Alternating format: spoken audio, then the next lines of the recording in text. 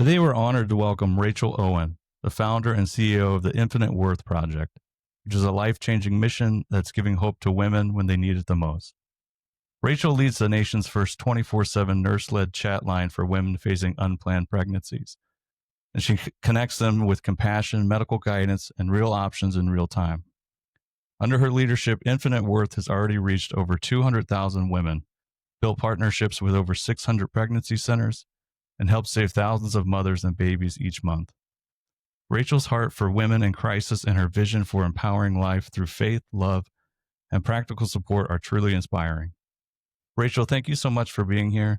We're really looking forward to hearing your story and the amazing work God is doing through your ministry. Oh, Paul, it's such a joy to be here. Thank you so much for having me. I'm excited. So, Rachel, I know so this is a very, very difficult subject, maybe for a lot of people listening. I'm sure there's a lot of families that have been touched, women that have been touched, men as well, from, unplanned pregnancies, abortion, thoughts of abortion. So I wanted to really kind of broach this topic with a lot of compassion, which I'm sure you're all too familiar with. Um, but before we get started on some of the details of it, I actually, when I was doing some research about the organization, I was surprised to see, just from basic, I don't know, typing in key, like, hey, if I'm in the situation, I'm typing in, hey, I just got pregnant. What do I do? Or, hey, should I get an abortion? Or, what are my options?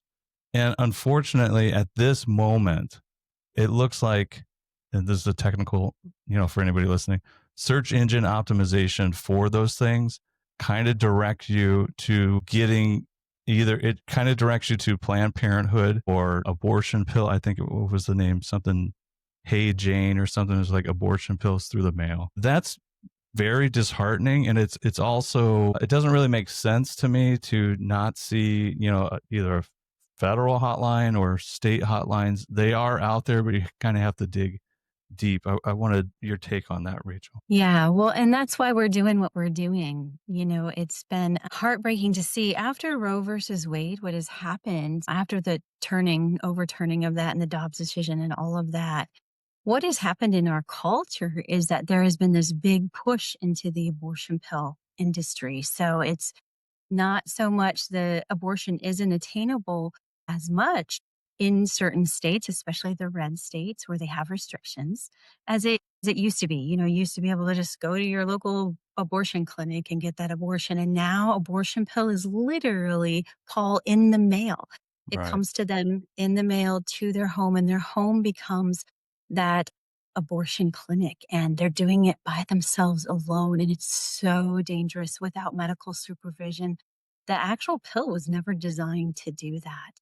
And so, and also to address what you had said earlier, just the gentleness that we need to come through this, because so many women, million women a year, are walking through this. The reason why we have these beautiful life affirming clinics, we have, there's close to 3,000 across the country, and why the pro-life, compassionate, Christ-centered community is really stepping up to meet this need is because there has been such a despair in not only resources, but then also providing unconditional love. Right. No, statistically, that 60% of women that have abortions are being forced into those abortions. They're being coerced. Mm.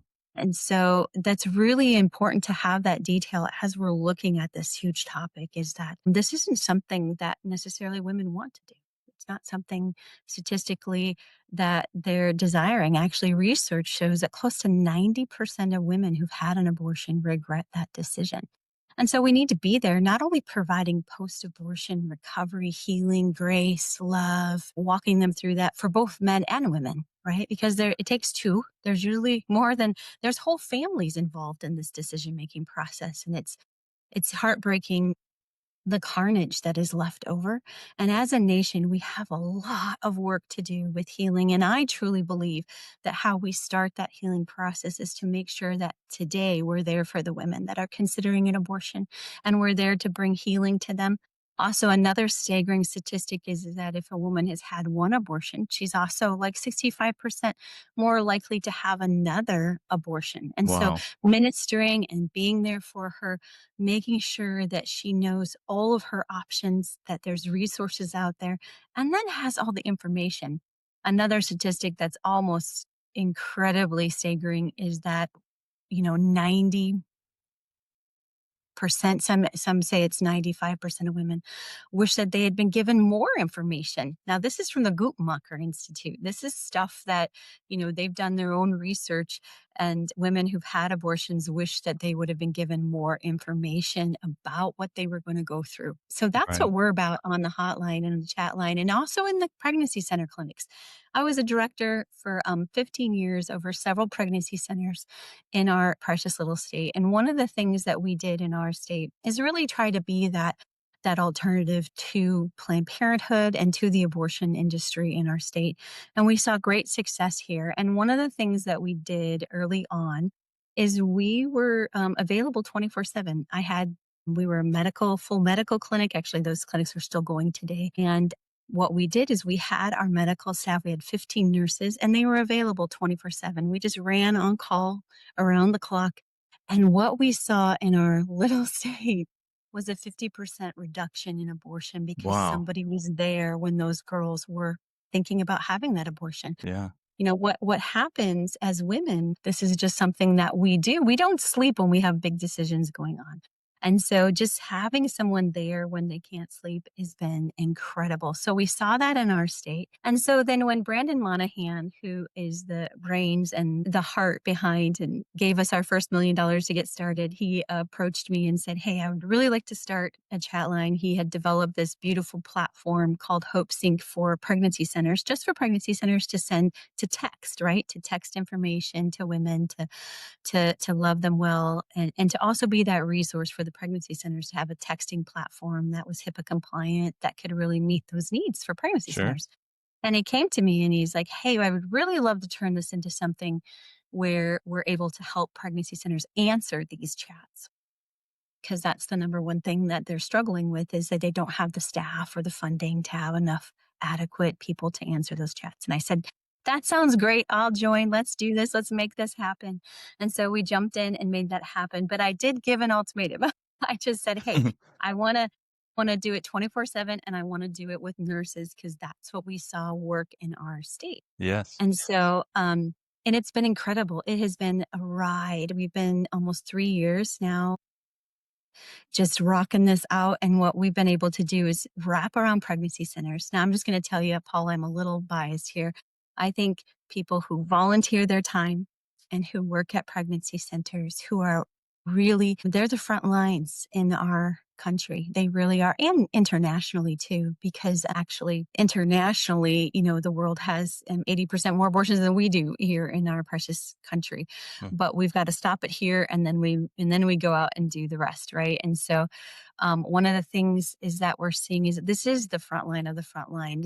We've got to meet women where they're at in their moment of crisis. And it's a culture war, right? We're in the middle of this culture war, and it really is good versus evil.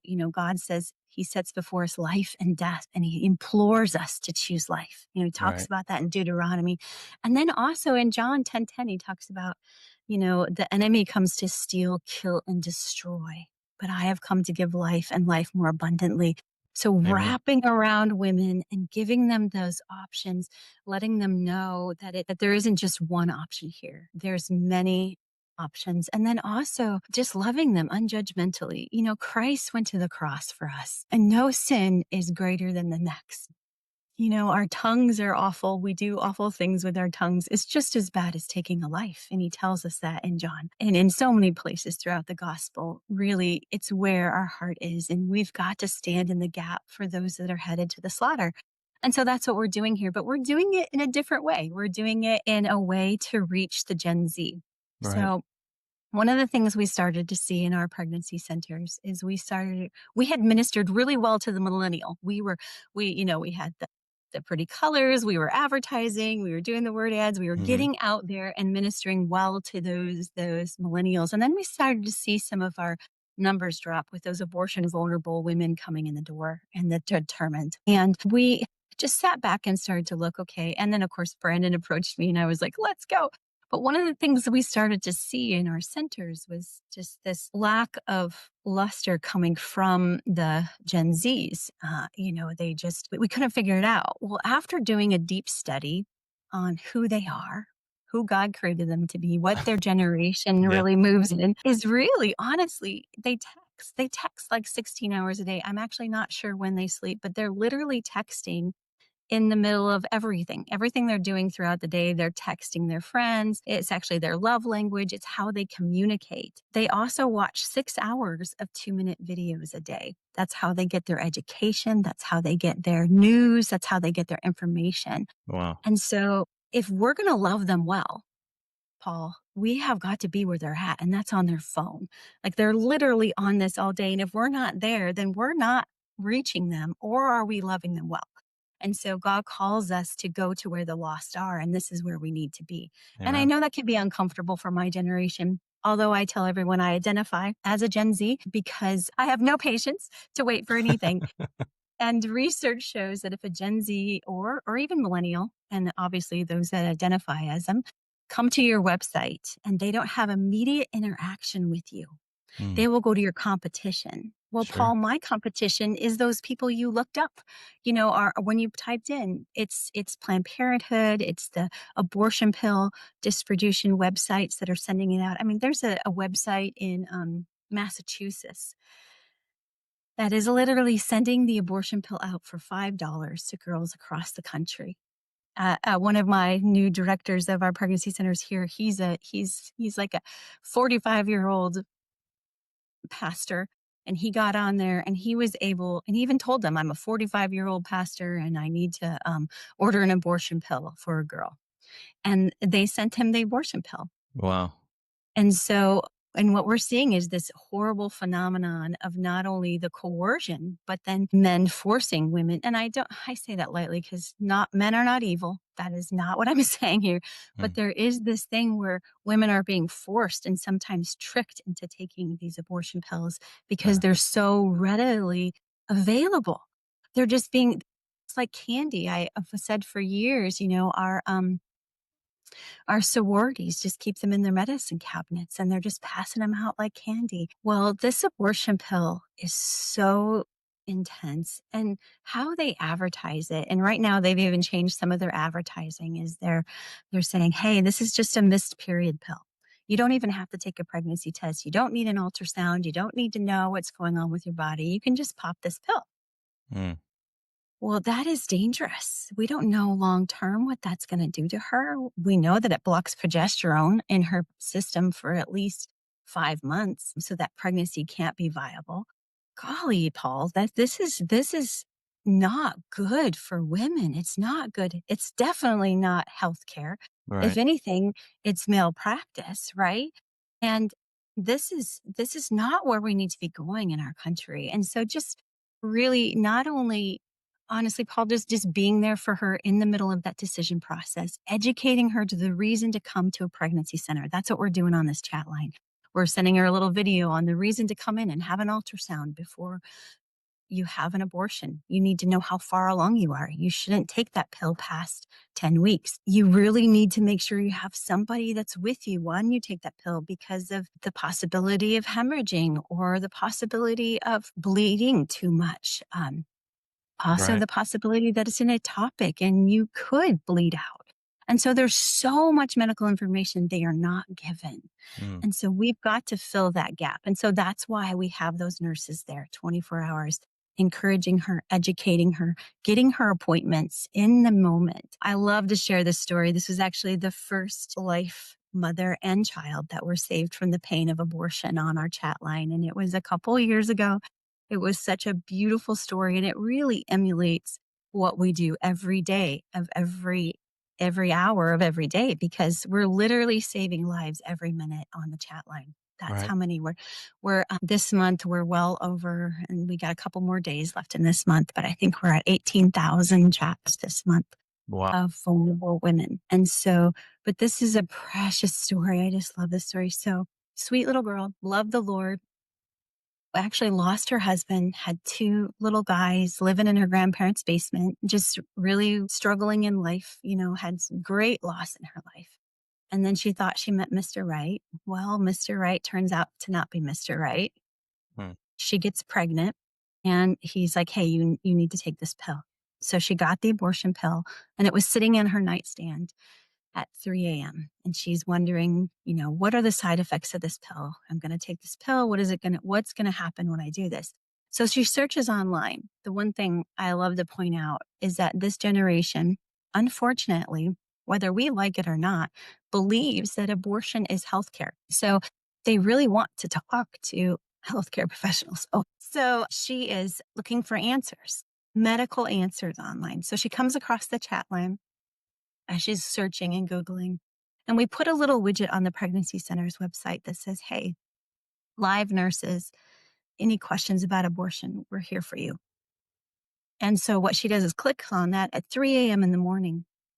And the nurse starts to educate her, loving on her, asking her open ended questions. What's going on? Those kinds of things. And the nurse is like, "Hey, you know what? You haven't had a pregnancy test yet. You haven't had, uh, oh, yeah, you can see the widget there. And you haven't had an ultrasound or even a confirmation of pregnancy. It would be really good for you to see if that pregnancy is viable. And you know what? We have an appointment at 10 a.m. tomorrow." And so she's like, "Okay, all right, well, I'll just get an appointment at 10 a.m. tomorrow. I'll go in and see a nurse, have an ultrasound, and see what's really going on." Yeah. So she was able to go back to sleep right after that. And then she got up in the morning, dropped her kids off at school, went and had that ultrasound, and saw a beautiful 10-week-old baby on there. At Wow. 10 weeks, they're gorgeous. They jump and they like Yeah. little jumping beans. And gosh, they're quite incredible. Their limbs are there. Their little brains are cooking. Their beautiful heartbeat is there. And so she saw, and she was a believer. 70% of women in our country today say that they are believers, and those are the ones that are also walking in the door for those abortions. And so she just knew right away. She's like, "Okay, I can't go ahead with this." So great, mom and baby are saved from that pain of abortion. Amen. And so we were able to wrap around her with resources. She went home that night, and at 1 a.m., her her boyfriend, Mr. Right, whatever, was Hmm. trying to shove that pill down her throat. And she locked herself in the bathroom, texted the nurse that she had talked to the night before back on the chat line because it was right there on her phone. The Mm. SMS was right there. She was able to talk to that nurse. That nurse gave her the courage and said, "You know what? That's illegal in every state. That's called coercion. You cannot be forced to have an abortion. No Right. one can do that. And how can we support you?" And so not only were we there for her um, the night before, but then again. And so the cool thing is what we're able to do with this chat line is we're able to wrap around pregnancy centers. So pregnancy center workers who work so hard, they are literally not only, like I said, the frontline workers, but they're the salt of the earth. They are incredible human beings. They lay Mm. down their life every day to stand in the gap for these precious ones. And so they need to go home and rest. And we can pay Yeah. our team because they got to get up in the morning and do it again, right? And so Yeah. our team can answer those chats in the night, can truly provide what we call continuity of care. And this is what's really incredible and important and why this ministry is so successful, because we have team there in the middle of the night who are praying for these girls, who are medical professionals who can educate, because that's really what we do on the chat line. We are just providing beautiful education, loving them well, right where they're at. And it's incredibly beautiful, and it saves lives. Like I said, every minute of every day, we're just around the clock there answering those conversations and then getting those appointments, directing them to local resources, their local pregnancy centers, their local maternity homes, their Mm. local food banks, the local churches. We're forming deeper relationships with local churches that provide trauma care and you name it. Life is messy, Paul. Right. It's muddy. It's muddy. And just like Christ went after that one little lamb, you know, it's a beautiful story. He left the 99 to go after the lamb. But when he went after that lamb, he had to get down in the mud and get dirty and had to pick up that little dirty lamb and Mhm. put that dirty lamb on his shoulder and then clean that lamb up and put it back in the fold, right? And Right. so we have to get in the mud. We have to love these girls well and their families and the young men that are in their lives. We've got to be able to provide some relief from the culture that's after to kill, steal, and destroy them. Right. So, Rachel, you just mentioned a lot of things. There's a lot that I could go back to on here, but I wanted to iron out some of the details on there. So, first of all, the website, and I popped it up there. I could probably show it again. Well, actually, let me show it again while I'm talking about this. The website is a wonderful presentation, like you were talking about before with the study that you guys did to actually see, not only probably it probably goes even further into not only how do you get things to pop up on Google, right, but also how do we get people to interact with this. And I think that this little chat bubble that you have on here, um, want to chat with a nurse right now, I'm here to answer your question, right? That's great. So that's immediate satisfaction when you come to the website of yeah, well, somebody's going to talk to me. Oh, you don't want me to, there's not, this thing isn't paywalled, I don't have to pay for something immediately right away, right? um, I think that the research and the work that you guys have put into the website is fantastic. The actual, service that you're providing is a 24/7 chat or hotline that's always available. You don't have working hours of when you need to do this because, just the story that you just shared there. I don't know when this young lady reached out to the organization, but 3 a.m. That's when things are really going on, right? When people are not supposed to be working or don't usually work, you have the 24/7 there. Somebody's up at 3 a.m., can't sleep all night. What do? I have this big decision on my brain. And I think that that is an invaluable resource to have available to you. But not only that, but you also had mentioned the big push, and you see it if you're watching television or anything really, even streaming services. I think this statistic is wrong, but it feels like a third of every commercial that you see is a pharmaceutical ad, which that's a whole nother topic. I think that that is immoral, but this is the same thing when you get online. If you look up anything about pregnancy, any sort of keywords you talk about, Planned Parenthood always jumps up there. And then you always have these Google sponsored ads for pregnant, thinking about an abortion. It's like abortion pill, plan B, all of this stuff is thrown right at you. But that's also, you know, it's not about what your organization is about, which is compassion and providing resources. It's looking at people that are vulnerable and taking advantage of them and seeing them as dollar signs. And that's the cold hard truth of that. So, I mean, I know, Rachel, you're a lot more gentle than I am with this subject, and I appreciate that. But honestly, that's what these compounded pharmaceutical companies are doing. They're taking advantage of people when they're vulnerable. And hey, yeah, it's $5, whatever. How many people can we get on board with $5? That you told the story about the 45-year-old pastor. Like, hey, I need some abortion pills. No question asked. Yeah, here you go.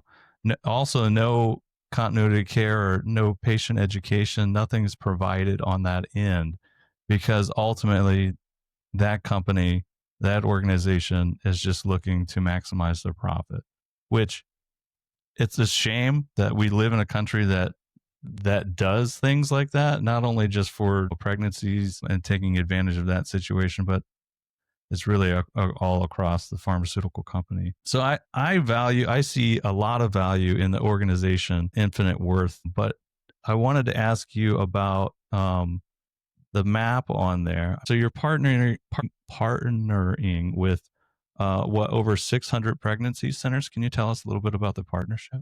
So locations. So each center, sometimes centers have like 8 locations over a a rural area or even an urban area. So we partner with almost 400 individual organizations, and then of course we're partnering with that many locations across the country. So we have this beautiful safety net that we're providing across the country. What you're looking at now is actually our donor website. Okay, the donate So this mail. is really just highlighting some of the opportunities to donate into different geographical areas and states where we're working diligently on. Um, and that's really exciting also. But what we're doing with that little widget, and really our little widget there that we have on there, we put that widget on the pregnancy centers that partnered with us. And so the cool part when we were Okay. talking about continuity of care, Paul, is that those pregnancy centers have that widget, and each pregnancy center does their own advertising. And so it will push into their website, and then that little widget is there to answer um, in real time within 2 minutes that girl's needs, and really start that conversation like we talked Okay. about earlier, how important that is to do immediately. So that's the strategy behind this. And so what we're able to do is we've been able to create those are some centers that need some sponsorships. Oh, okay.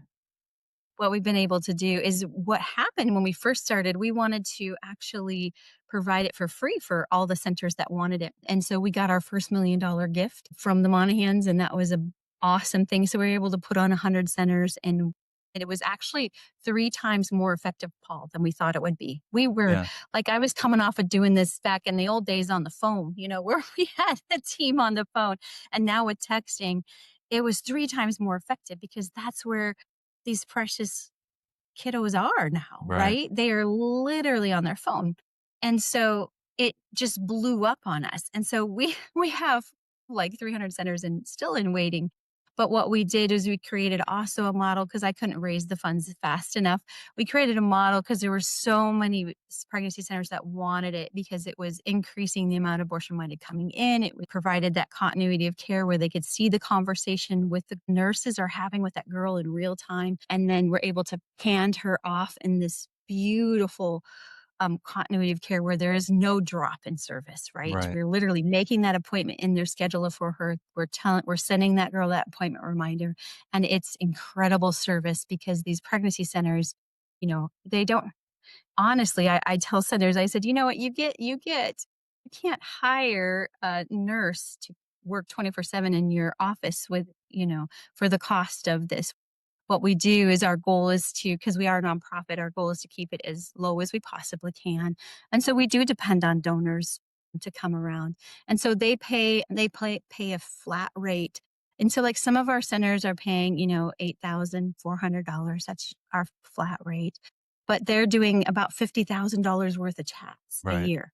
And so I have to go out and find those funds and you raise those funds for that.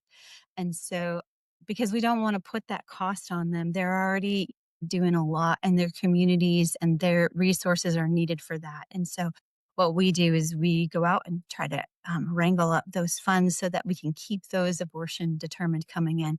I personally believe, just in working in the pro-life industry for 20 years now, that this is probably the best place to put your money. That's just a personal opinion, but I have seen other organizations. I just per baby per saved is just incredible. And what we're able to accomplish has been amazing. So it's been all God. This is such a God thing. I can't tell you what a privilege it is to do this, to work alongside what the Father is doing here, not only loving the pregnancy centers well, supporting the beautiful work they're doing, giving that extra support system across the country, but then also being there for the girls and then for the donors. There's lots of donors out there that want to put their money in good places that have a good kingdom outcome. And so what we're seeing on the chat line, just to break it down for you, Paul, is really beautiful. We see, so that abortion determined girl is about a third of the conversations we have. So that means when I say abortion determined, she either has that abortion pill in her hand or she's already taken it, or she's ordered it. So there's 3 things there. She's taken it, she's Right. ordered it, or it's in her hand. And so our nurses are talking with her live. Now there's something beautiful called abortion pill reversal, and we're actually able to get them connected with doctors who can reverse the effects of that pill if we get her within the first 24 to 36 hours. We can literally Okay. reverse the effects of that I pill. didn't even know So that. incredible. Yeah, I can go into that more.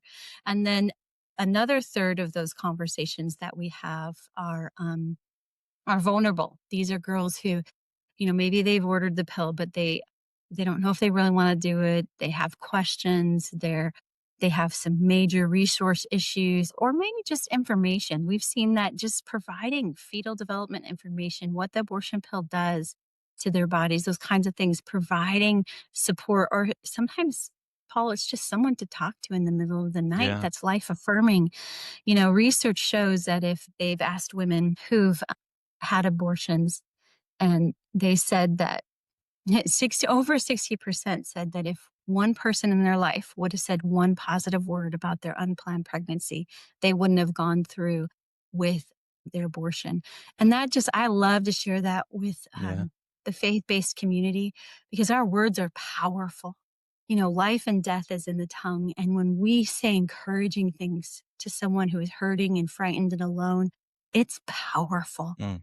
Like when we speak life into someone, it's a powerful thing. So even just one encouraging word, even if it's just, hey, I know this is rough, but life is a gift and you're strong and I know you can do this. Sometimes it just has to be that. And we run across people like that every day and we don't even know it, right? Right. So speaking life when we're talking about our children, when we're talking about our marriage, when we're talking about everything, we need to be speaking life into that because that's what the enemy is attacking in our country.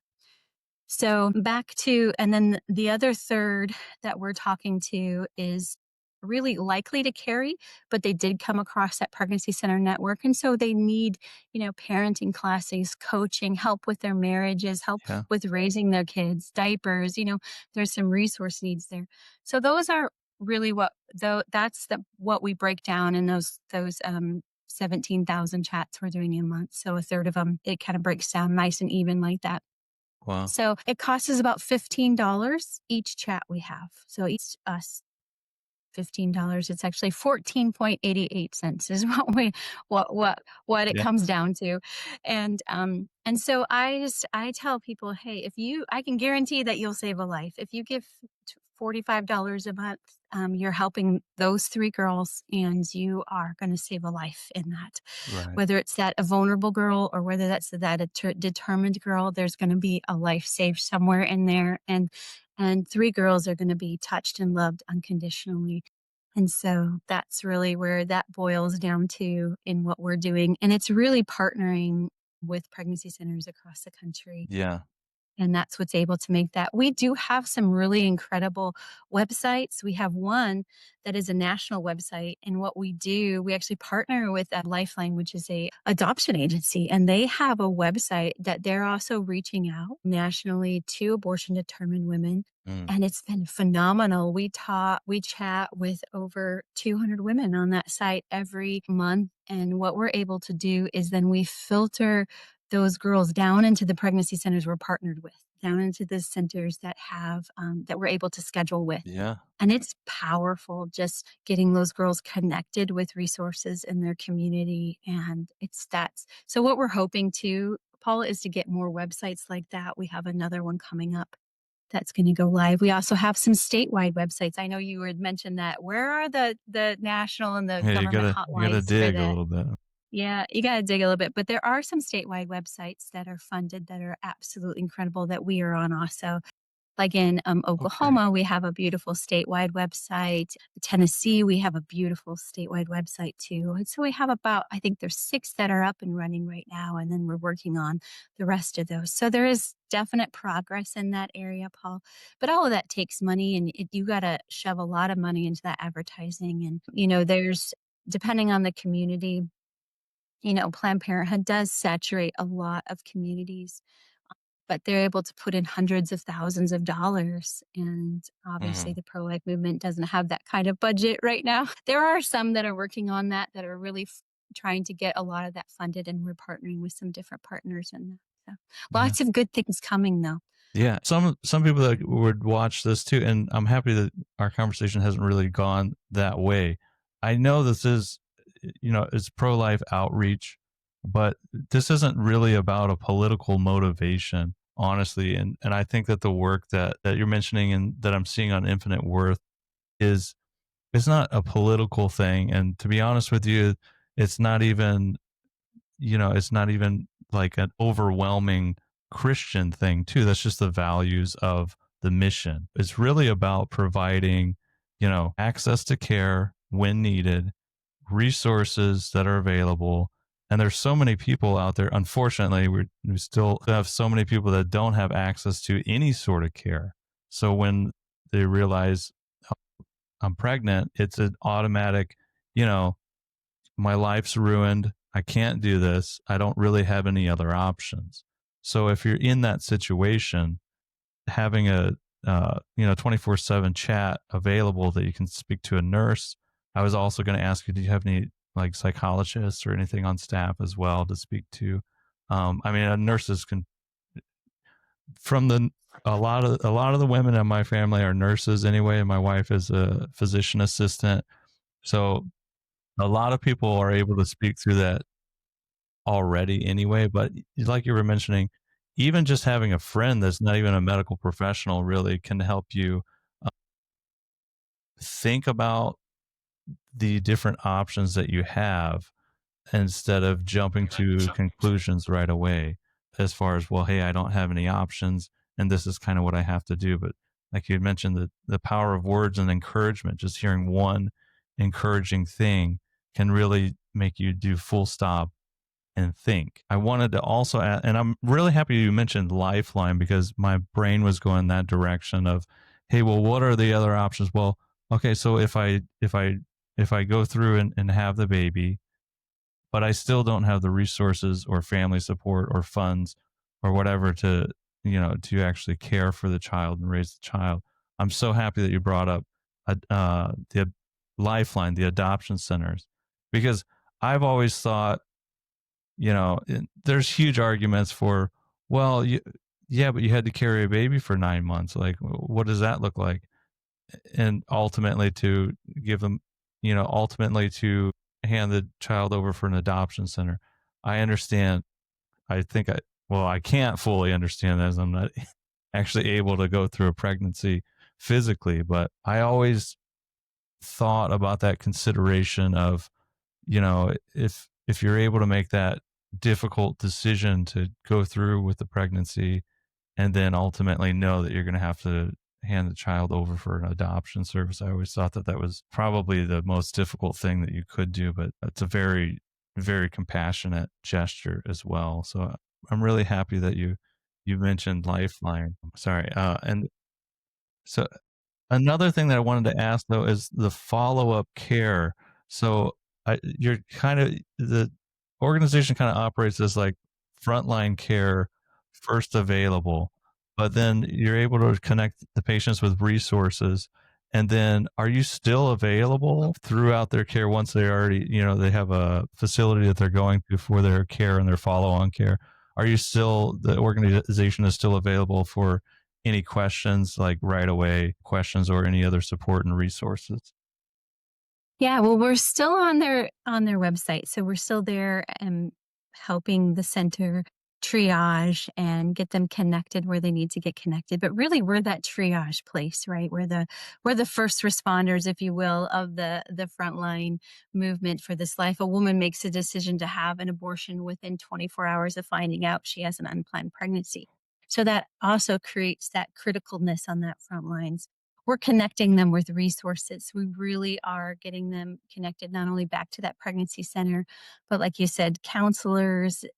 Gosh, we'll have, and this is just a natural phenomenon that's happening. We'll have women who are, in this situation who are suicidal. We'll get them connected Yeah. not only with the resources in their area to walk them through that, but then help. There'll be women who are in the middle of a trafficking situation where we've been able to get them connected with local law enforcement and get them out of that situation.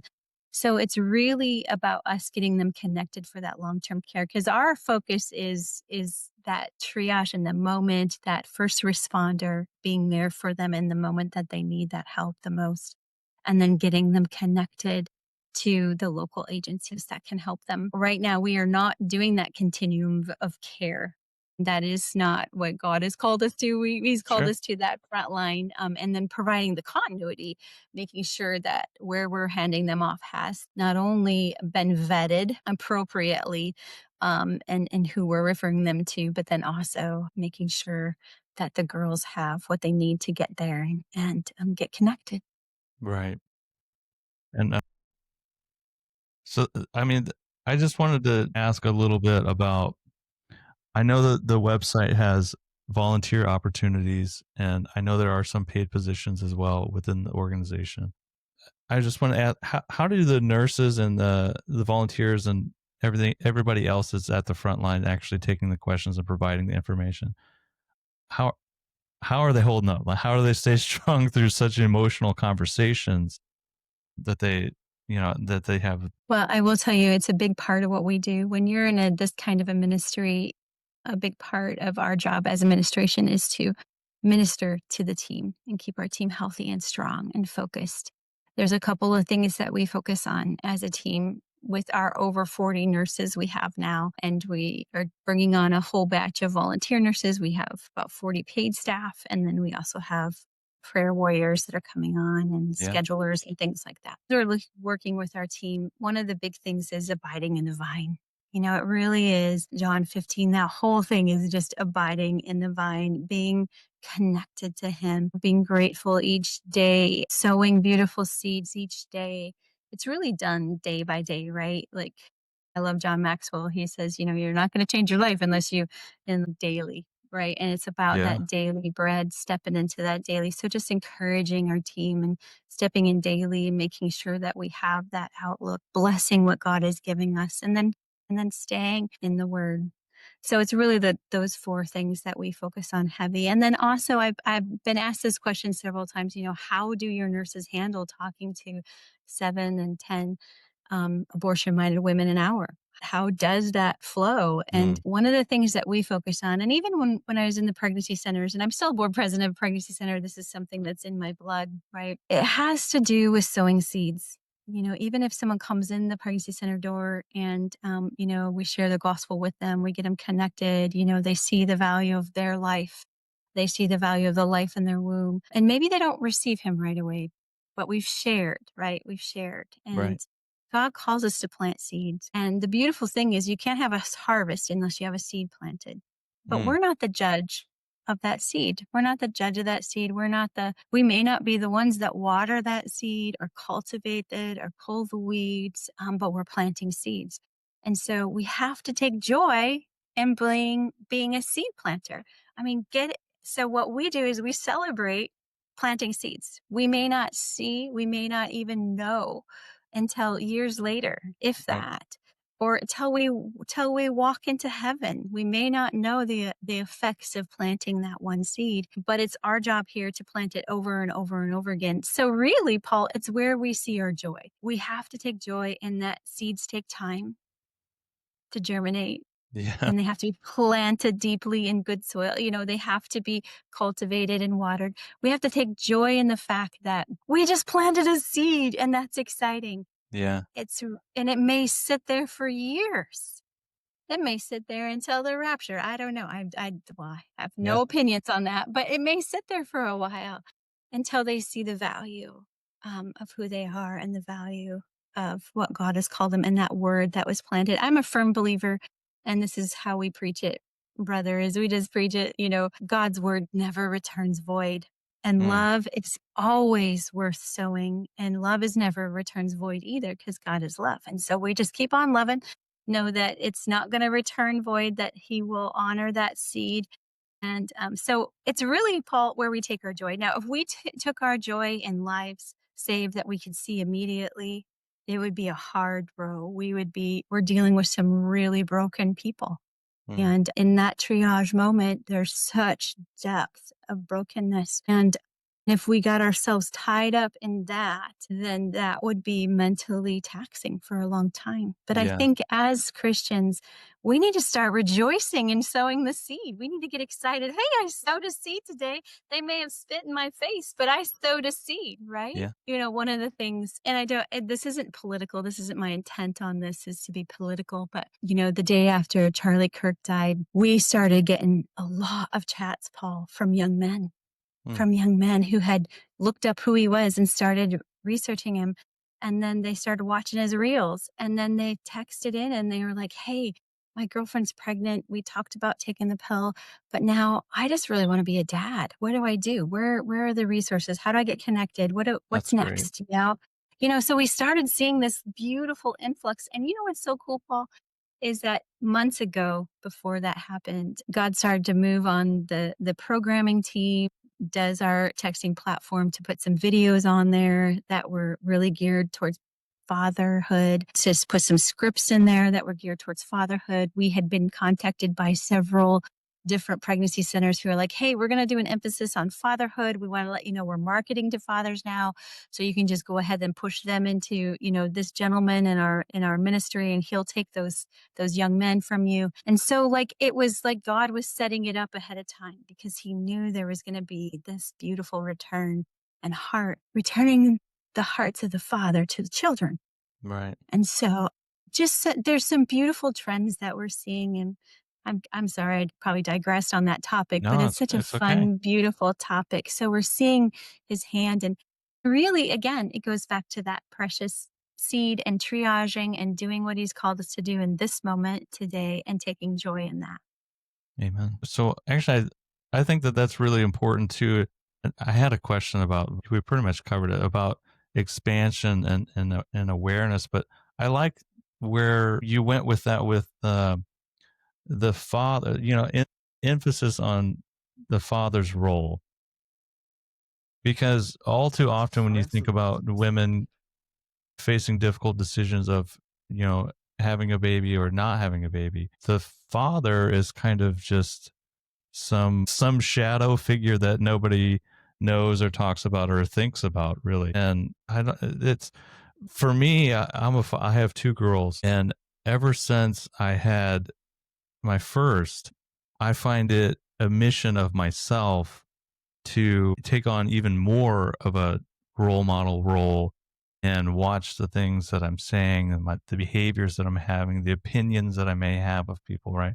These are all very human things that are not always Christ like. And I can admit that. So I think just becoming a father, and then even the steps leading up to before you become a father, are maybe some of the most crucial, personal, and powerful things for a man to actually go through. I know there's a lot of fathers that feel that way, but for me, it's an everyday thing. So I'll see a mistake that I made today, a mistake that I made yesterday, and then see growth in myself as I evaluate those things. So I find it very powerful that you guys took that also upon yourselves to include that into the organization, and that you also will speak to men about resources and things that will connect them as well. Well, as you know, it really is, it seems so cliche, a culture war, but it really is, this is life and death. It's an attack on the family. A lot of people, even going back to what you were talking about, the pharmaceutical companies, I think it's even more sinister than money.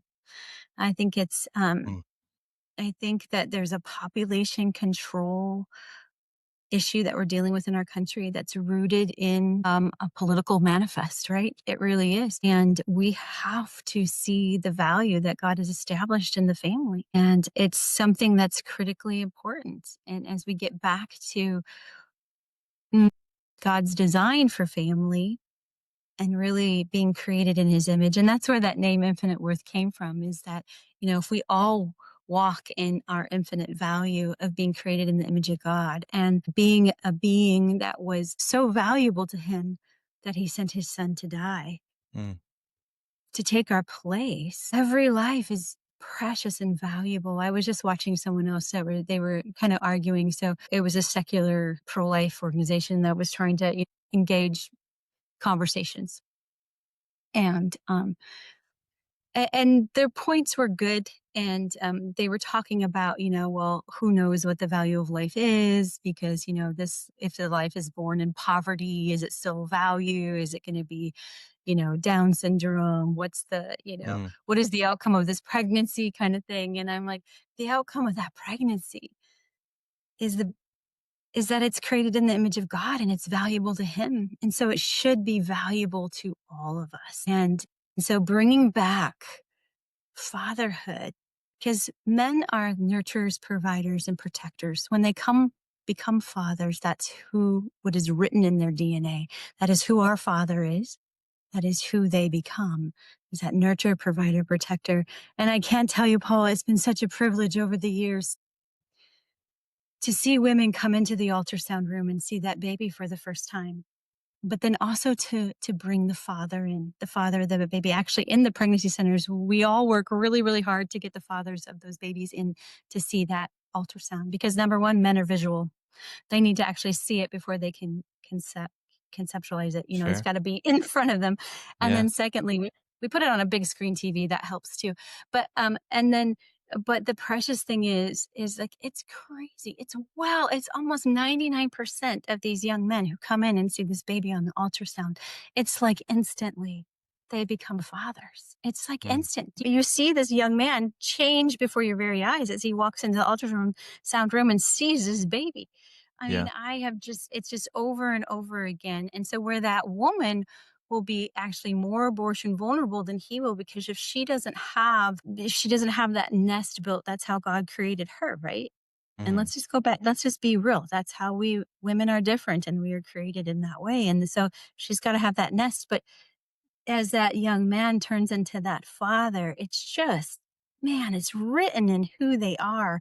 And so it's such an honor to wrap around young couples, help them to see their full potential, help them to see the value of the life inside their womb.